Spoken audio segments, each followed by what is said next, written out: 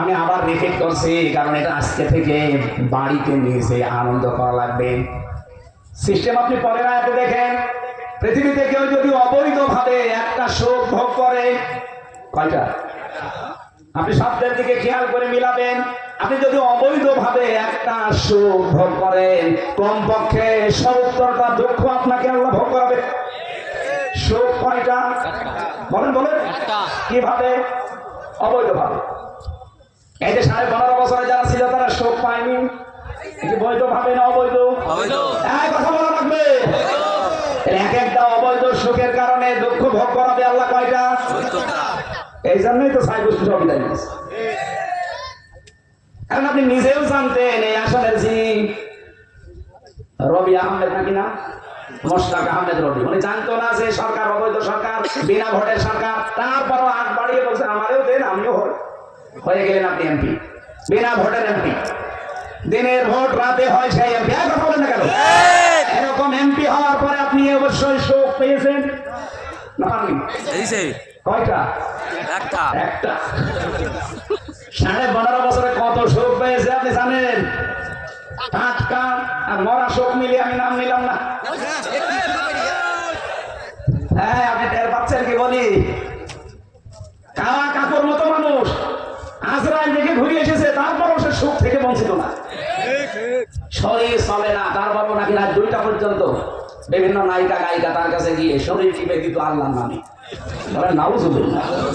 শরীর চলে না কাওয়া কাকু, অথচ সুখ দুনিয়ায় পেয়েছে না পাইনি? বলেন। এই যে হাসান মাহমুদ, এর চরিত্র এখন প্রকাশ পাচ্ছে। টাকলা মুরাদ, এর এখনো পর্যন্ত ইন্টারনেটে 6 মিনিট 8 সেকেন্ডের অডিও রেকর্ড আছে। এত নিকৃষ্ট কথা মেয়েদের সাথে মানুষ বলতে পারে?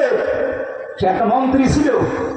এরকম অবৈধ এমপি, মন্ত্রী, উপজেলা চেয়ারম্যান, মেয়র, অনেক ডিসি, এসপি, অনেক ওসি মিলে বাংলাদেশে 1628 জন মানুষ দায়িত্বে ছিল।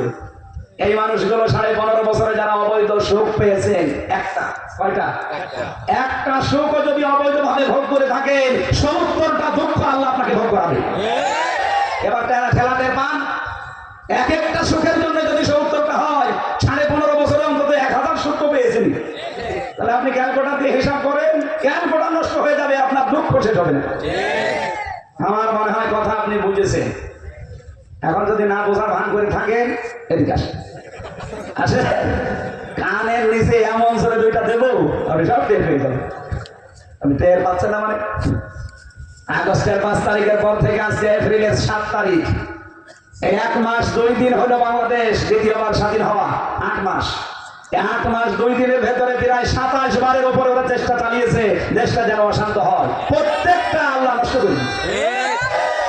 কারণ তারা যে অবৈধ সুখ ভোগ করেছে, তার জন্য দুনিয়া আখিরাত মিলে তাদের এক একটা সুখের 70টা দুঃখ ভোগ করা লাগবে।